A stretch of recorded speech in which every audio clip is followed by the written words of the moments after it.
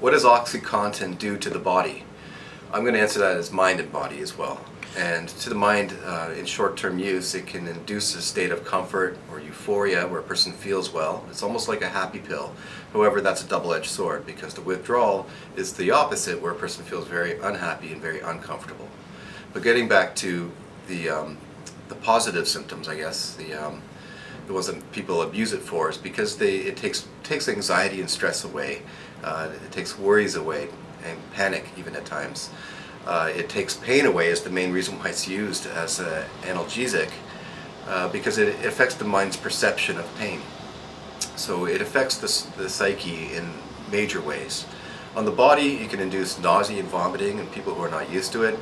It can cause constipation, menstrual irregularities, sweats when the person's coming down off the medication, and chills. There's a whole host of withdrawal symptoms that gets worse with prolonged use and recurrent withdrawal syndromes.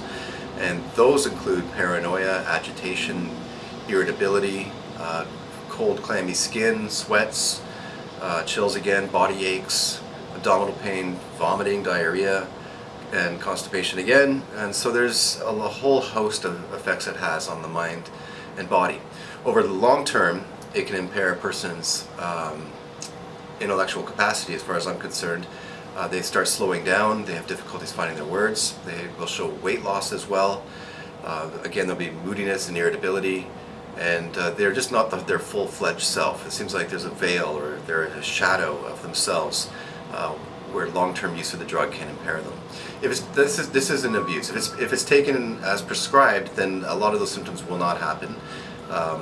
Yes, there'll be some euphoria possibly early, but if it's taken slow and steady and as prescribed, then a lot of these symptoms are completely avoided. However, they might go through a little bit of withdrawal with abrupt cessation of the drug. So that's why it's important to wean off at the discretion of your physician.